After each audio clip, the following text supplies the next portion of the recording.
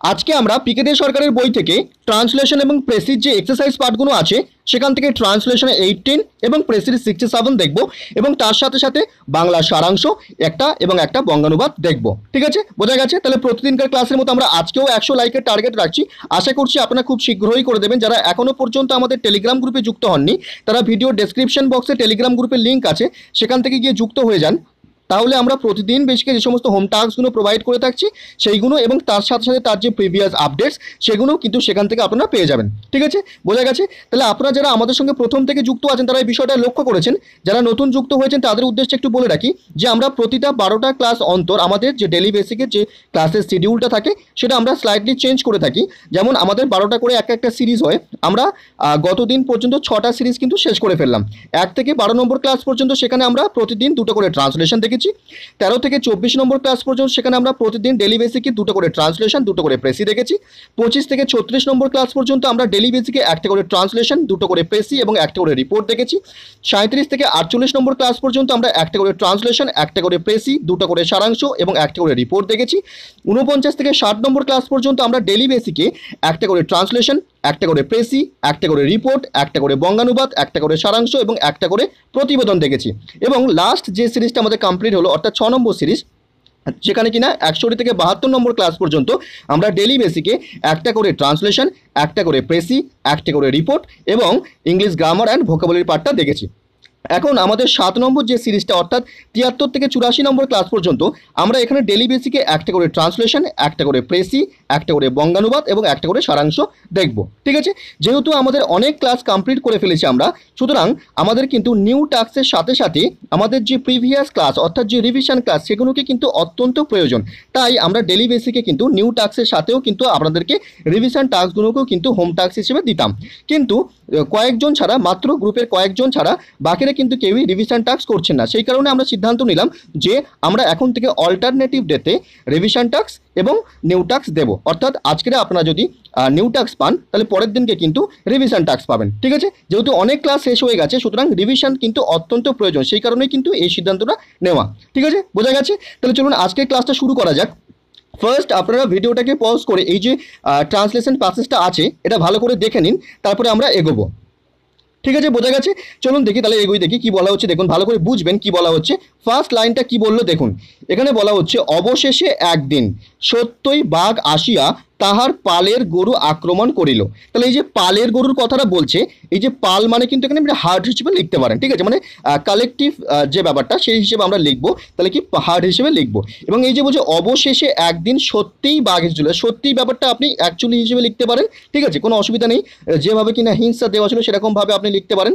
আচ্ছা, তারপরে দেখুন এই যে আসিয়া তাহার, আসিয়া ব্যাপারটা বলছে আপনি পার্টিসিপেল করেও লিখতে পারেন, কিন্তু পার্টিসিপেল ছাড়া যদি আপনি কম্পাউন্ডে করেন তাহলে কিন্তু বিষয়টা কিন্তু এখানে সহজ হয়ে যাবে। ঠিক আছে, দেখুন বিষয়টা আমরা কিভাবে করছি ভালো করে বুঝবেন।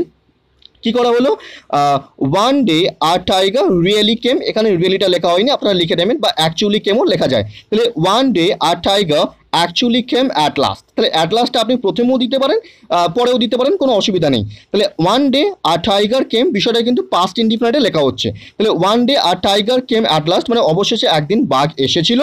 ঠিক আছে, কম্পাউন্ডে আমরা বিষয়টাকে লিখছি।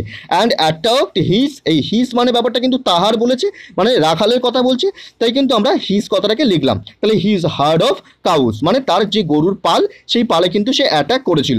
এখন ব্যাপারটা হচ্ছে এই টাইগারের আগে কিন্তু এ লিখতে হবে, টাইগারের আগে কিন্তু কখনোই ডি লিখবেন না। কেন? কারণ এখানে কিন্তু গল্প এবং গল্পতে এই টাইগারটা কিন্তু প্রথমেই পাওয়া গেল, তাহলে কিন্তু আমরা এ লিখবো। ঠিক আছে, এইবারে পরবর্তী যে সেকেন্ড লাইনটা আছে সেখানে যদি আপনারা লক্ষ্য করেন তাহলে যদি পড়ে থাকেন ভালো করে বুঝবেন, সেখানে কিন্তু কার কথা, একটা রাখালের কথা বলা হয়েছিল।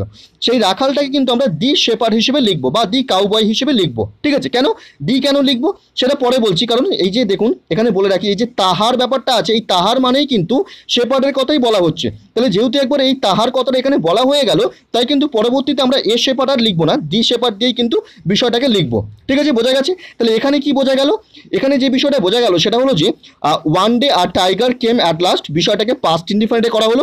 অ্যান্ড অ্যাটাকড, এই অ্যাটাকড বলতে কিন্তু টাইগারকেই রেফার করছে। And attacked his hard of cows, তার গরুর পালে কিন্তু অ্যাটাক করেছিল। এই বিষয়টা কিন্তু পাস্ট ইনডিফিনিটে করা হলো এবং পুরো বিষয়টা কিন্তু আমরা কম্পাউন্ডে করলাম, পার্টিসিপেলে করলাম না।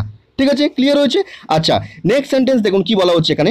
এখানে বলছে তখন তাহার তখন রাখাল নিতান্ত ব্যাকুল হইয়া, এই নিতান্ত ব্যাকুল হইলে বিষয়টাকে যেভাবে হিন্স দেওয়া আছে সেইভাবেই করার চেষ্টা করুন, ইন অ্যালার্ম, ঠিক আছে, মানে বিপদ সংকেত হিসেবে, ঠিক আছে।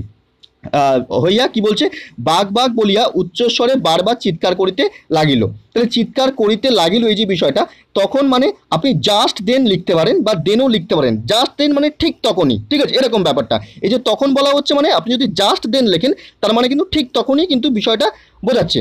আর দেন লিখলে তখন কোনো অসুবিধা নেই, জাস্ট দেন লিখলেও হবে, দেন লিখলেও হবে, ঠিক আছে। আর সাবজেক্ট হিসেবে তাহলে কি চুজ করবেন, দি শেপার্ড, ঠিক আছে, দি শেপার্ড স্টার্টেড শাউটিং, এইভাবে কিন্তু আমরা বিষয়টাকে লিখবো। দেখুন কিভাবে করা হচ্ছে, বিষয়টা ভালো করে ফলো করুন। কি করা হলো, আমরা কিন্তু দেন লিখলাম, আপনি জাস্ট দেন লিখলেও অসুবিধা নেই। দেন দি শেপার্ড স্টার্টেড শাউটিং, এই স্টার্টেড ব্যাপারটা কিন্তু আমরা পাস্ট ইনডিফিনিটে কিন্তু সেন্টেন্সটাকে লিখলাম। কি বলে চিৎকার করতে লাগলো, টাইগার টাইগার, বাঘ বাঘ, তাই কিন্তু টাইগার টাইগারে লিখলাম। উচ্চস্বরে তাই কিন্তু শাউটিং লিখেছি, লাউড আর লিখলাম না, ঠিক আছে। উচ্চস্বরে চেঁচানোকেই আমরা কি বলে থাকি, শাউটিং বলে থাকি, ঠিক আছে। এবার বারবার কথাটাকে সেইটাও আমরা রিপিটেডলি লিখলাম। আর ব্যাকুল হইয়া এই যে বিষয়টা বইতে যেরকমভাবে হিন্টস দেওয়া ছিল সেরকমভাবে কিন্তু আমরা ইন অ্যালার্ম বিষয়টাকে লিখলাম, ঠিক আছে, বোঝা গেছে বিষয়টা। তাহলে কিভাবে আমরা বিষয়টাকে করলাম, আমরা কিন্তু পাস্ট ইনডিফিনাইটে কিন্তু বিষয়টাকে লিখলাম। তাহলে দেন দি শেপার্ড স্টার্টেড শাউটিং মানে কি, তারপরে সেই যে রাখাল বা আপনি কাউবয় লিখতে পারেন, সেই রাখাল কিন্তু কি করলো, চিৎকার করা, উচ্চ স্বরে চিৎকার করতে, বাঘ বাঘ বলে উচ্চ স্বরে চিৎকার করতে বারবার মানে বারংবার কিন্তু শুরু করলো ব্যাকুল হয়ে, ঠিক আছে, বিষয়টা ক্লিয়ার হয়েছে। আচ্ছা, তাহলে কিন্তু আমরা এই যে যেটা বললাম যে আগে এই শেপার্ডের আগে কিন্তু আমরা দি লিখবো, কেন, কারণ ওই যে আগের যে সেন্টেন্সটা সেখানে কিন্তু তাহার যেহেতু বলা ছিল, একবার উল্লেখ হয়ে গেছে, তাই কিন্তু আমরা এ শেপার্ড আর লিখবো না, দি শেপার্ডেই লিখবো। ক্লিয়ার হয়েছে।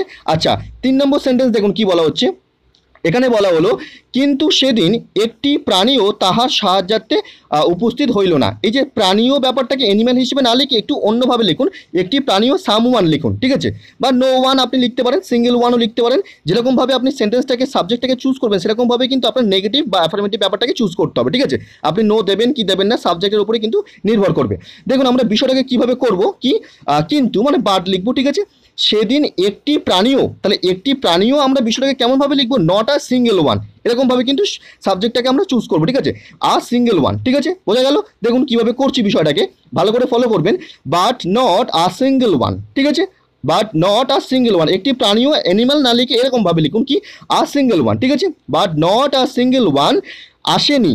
তাহলে কেম, এই যে নট বোঝাচ্ছে, তাই কিন্তু আমরা এখানে আর নট কেম কিন্তু করব না, ঠিক আছে। এরকম অনেকে এরকম করছে, নট কাম নট কেম এরকমভাবে লিখছে না, নট যেহেতু করছি তাহলে কিন্তু এখানে আর নেগেটিভটা আসবে না, এখানে কিন্তু রেফার হয়ে যাচ্ছে। তাহলে but not a single one came, ঠিক আছে, তাহলে but not a single one came to help him, তাকে সাহায্য করতে কোনো একজনও আসেনি, অন দ্যাট ডে, সে দিন, ঠিক আছে, বিষয়টা ক্লিয়ার হয়েছে। তাহলে বিষয়টাকে কিন্তু আমরা পাস্ট ইনডিফিনাইটে কিন্তু করলাম, ঠিক আছে, ক্লিয়ার হয়েছে। আচ্ছা, তারপরে দেখুন নেক্সট সেন্টেন্সটা কি বলছে, এখানে বলছে সকলেই মনে করিতে লাগিল ধূর্ত রাখাল, এই যে ধূর্ত ব্যাপারটা উইকড হিসেবে লিখবো, ঠিক আছে, ধূর্ত রাখাল আগেকার মতো মিথ্যা চিৎকার করিতেছে। তাহলে মিথ্যা চিৎকার করিতেছে এই বিষয়টাকে, শুধু এই বিষয়টাকে মানে মিথ্যা চিৎকার করিতেছে এই বিষয়টাকে কিন্তু আমরা পাস্ট কন্টিনিউয়াসে লিখবো, ঠিক আছে। আর প্রথমের যে বিষয় যে সকলেই মনে করিতে লাগিল এই বিষয়টাকে কিন্তু আমরা পাস্ট ইনডিফিনাইটে লিখবো, ঠিক আছে, ধরতে পারছেন। দেখুন কিভাবে করছি, তাহলে বুঝতে পারবেন বিষয়টা আরো ভালো করে।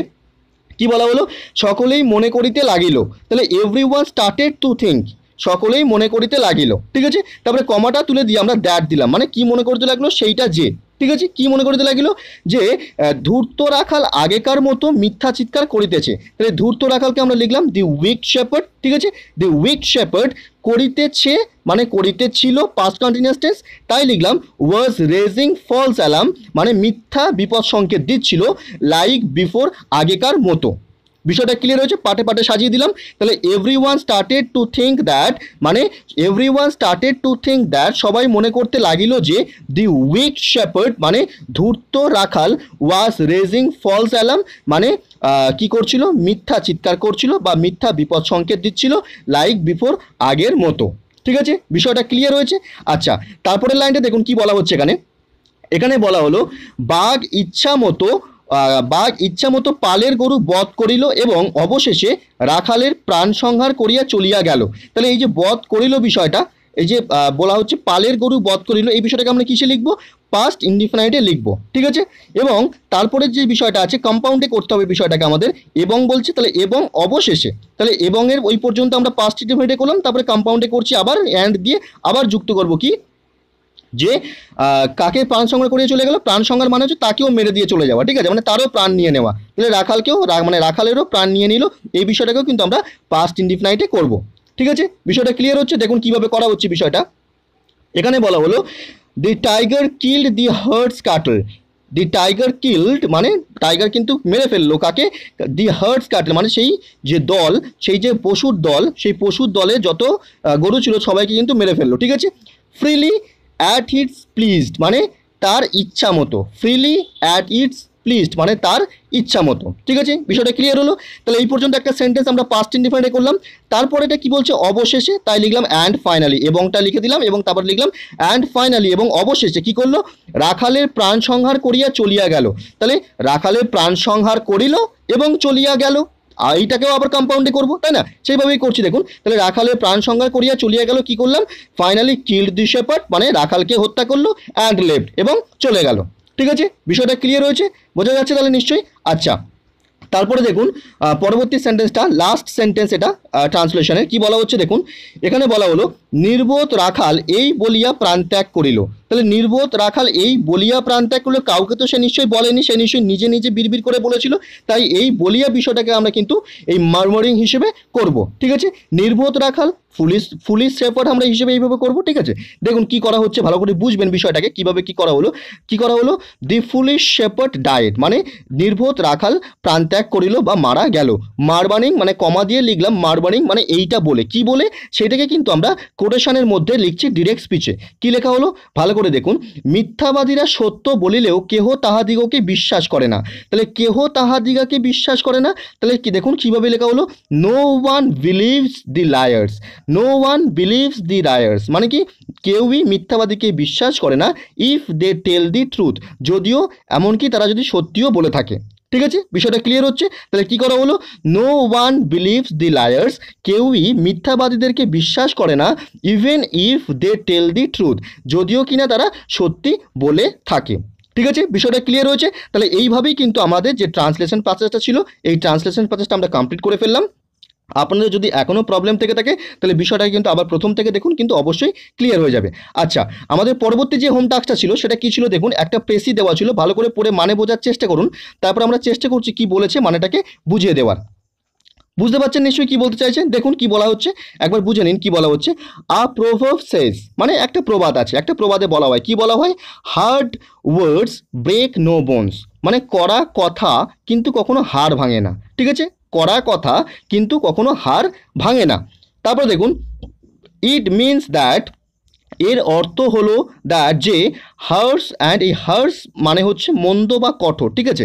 অ্যান্ড আনকাইন্ড মানে হচ্ছে জানেন যে নির্দয়, তাহলে আনকাইন্ড মানে হার্স অ্যান্ড আনকাইন্ড ওয়ার্ডস মানে মন্দ বা নির্দয় শব্দ বা কথাগুলি উইল নট হার্ট আস এগুলি কিন্তু আমাদেরকে কি করবে না, ক্ষতি করবে না, ঠিক আছে।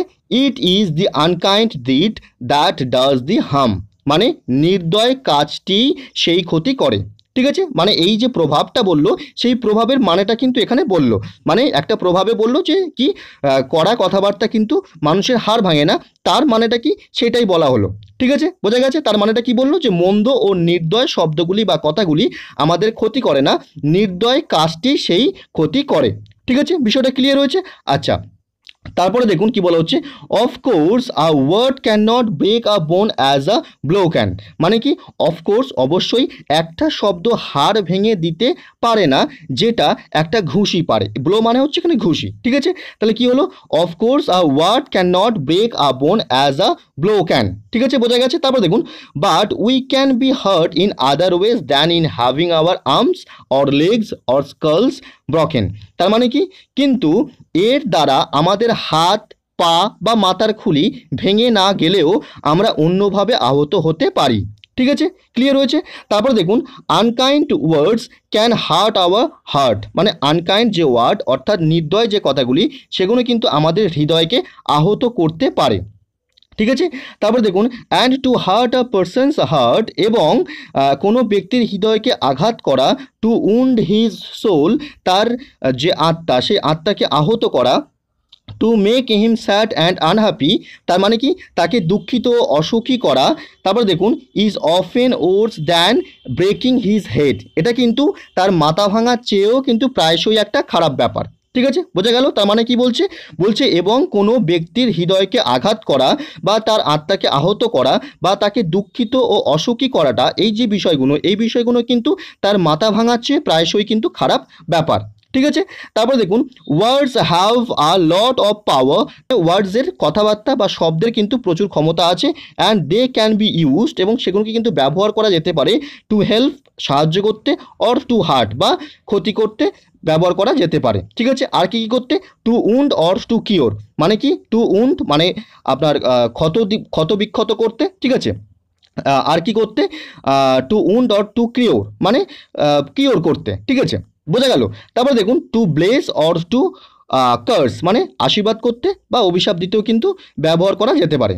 ঠিক আছে, বিষয়টা বুঝতে পারছেন। তাহলে কি বলতে চাইছে, বলতে চাইছে শব্দের বা কথার প্রচুর শক্তি আছে এবং সাহায্য বা আঘাতের জন্য, ক্ষত বা নিরাময়ের জন্য, আশীর্বাদ করতে বা অভিশাপ দেওয়ার জন্য কথাগুলোকে কিন্তু ব্যবহার করা যেতে পারে। ঠিক আছে।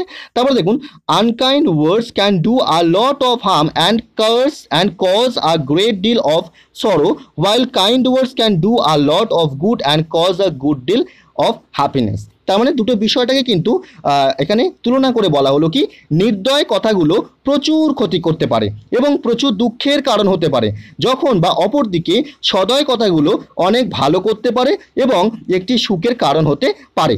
ঠিক আছে, বিষয়টা বুঝতে পেরেছেন। তাহলে যখন ভালো করে বিষয়টা বুঝতে পেরেছেন, তাহলে চেষ্টা করুন যেখানে কি বলতে চাইছে মানেটাকে বোঝার।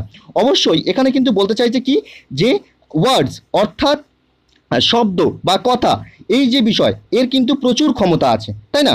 যদিও শব্দ কি করতে পারে না, মানুষের হাড় ভেঙে দিতে পারে না, তবুও কিন্তু এ খুবই শক্তিশালী। ঠিক আছে। কাইন্ড যে সমস্ত ওয়ার্ডস, সেই সমস্ত ওয়ার্ডসগুলো কিন্তু তাদের নিজেদের ক্ষমতার বলে কি করতে পারে, একটা দুঃখী মানুষ, সেই দুঃখী মানুষ বা দুঃখিত মানুষ বা অসুখী মানুষ, তার অন্তরে কিন্তু আপনার কি দিতে পারে, আনন্দ দিতে পারে, তাই না? আরেকটা কি, আরেকটা হচ্ছে কন্টেম্পোরারি যেটা ব্যাপার, সেটা কি, সেটা হলো হচ্ছে আনকাইন্ড যে ওয়ার্ডস, সেই আনকাইন্ড ওয়ার্ডস কিন্তু অপরপক্ষে কি করতে পারে, একটা মানুষের হৃদয়ে কিন্তু প্রচণ্ড দুঃখ দিতে পারে বা তার দুঃখের কারণও হয়ে দাঁড়াতে পারে।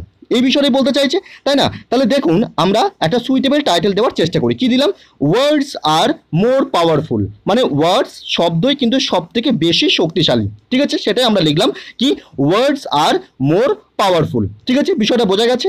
আচ্ছা, তারপরে দেখুন আনসারটা ভালো করে ফলো করবেন, কি বলা হচ্ছে এখানে, প্রত্যেকটা লাইন বোঝার চেষ্টা করবেন কি বলা হচ্ছে। দেখুন এখানে বলা হলো অলদো, যদিও words do not have the power to break bones, মানে যদিও কিনা ওয়ার্ডসের কিন্তু মানে বোনস যেটা হাড়, সেই হাড়কে কিন্তু ব্রেক করার কোনো ক্ষমতা নেই, তবুও কমা দিলাম মানে তবুও ইট ইজ ভেরি পাওয়ারফুল, তবুও কিন্তু এটা খুবই শক্তিশালী। ঠিক আছে, বোঝা গেল।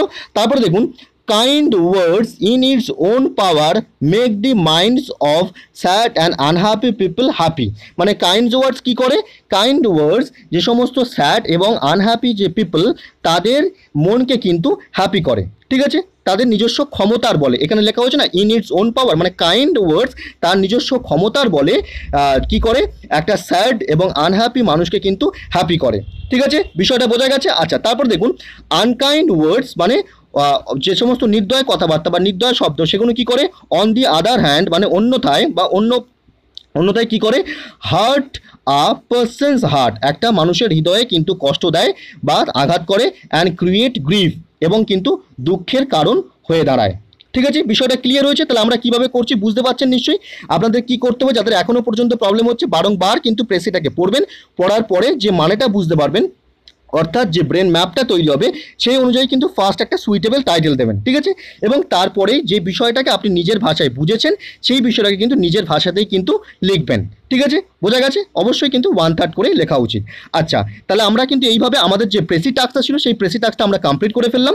আমাদের পরবর্তী হোম টাস্কটা কী ছিল দেখুন, এটা একটা বঙ্গানুবাদ ছিল। এখানে দেখুন ভালো করে পড়ে নিন, পড়ে মানে বোঝার চেষ্টা করুন কি বলতে চাইছি, তারপর আমরা লাইন বাই লাইন অ্যানালিসিস করছি। ঠিক আছে, বুঝতে পেরেছেন? দেখুন কিভাবে কি করা হচ্ছে এখানে, ভালো করে বুঝবেন কি বলা হচ্ছে। দেখুন বলা হচ্ছে আকবর সন, এই লাইনটা কিন্তু সবারই প্রবলেম হচ্ছে, বিশেষ করে লাস্টের পার্টটাতে, যেটা আমরা লক্ষ্য করলাম লাস্টের পার্টটাতে কিন্তু সবারই প্রবলেম হচ্ছে। ভালো করে বুঝবেন কি বলা হচ্ছে।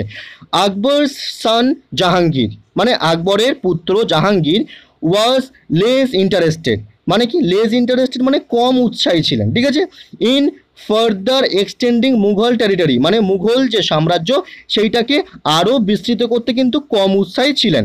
বোঝা গেছে এই পর্যন্ত? তারপরে দেখুন অ্যান্ড ইনস্টিড, এবং পরিবর্তে কি করেছিলেন, গ্লোরিড।